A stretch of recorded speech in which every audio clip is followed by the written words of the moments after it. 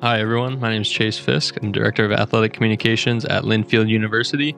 In today's CSC New Media Tip, I'm going to talk about enhancing your Instagram carousels, making them a little bit more free-flowing from slide to slide, adding in a little bit of overlap, getting your followers to engage more with your content and go from one slide to the next all the way to the end. As you can see, that athlete's arms overlapped there, and so it gets your followers to swipe from one slide to the next to view the whole photo. So how we do this, I do it in Photoshop, as I'm going to open up Photoshop here and create a new document.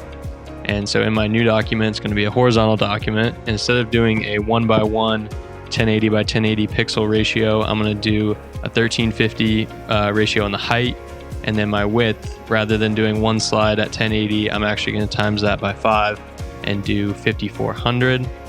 That way I have all 5 slides into one long looking document here, as you can see.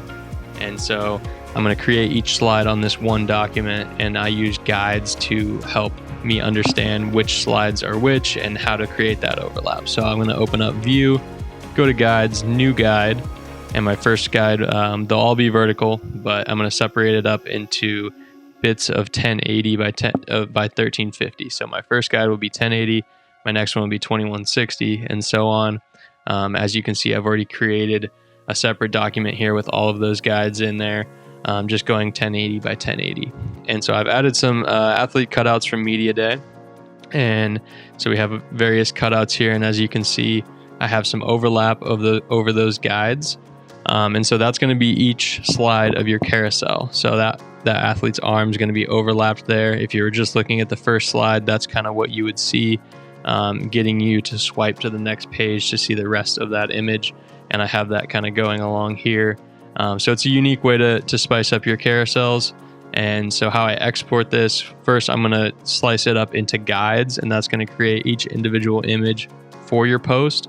So I go to the slice tool, and the easiest way to slice and making sure it's all evenly proportioned is I just click slice by guides, and that cuts it up for me.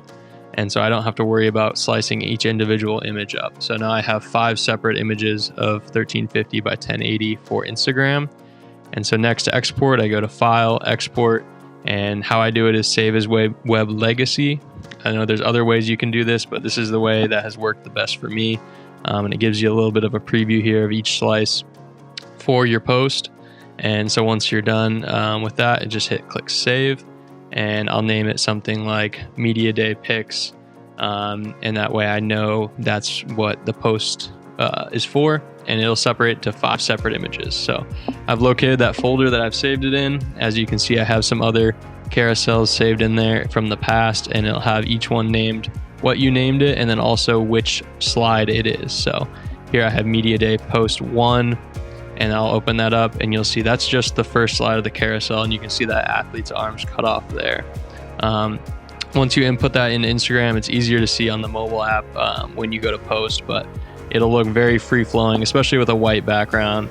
There'll be no cutoff from one slide to the next, as you can see on my original post. So on the desktop app, there is a little bit of a line there, but I promise you on the mobile app, you won't see that, and it'll look as one long image.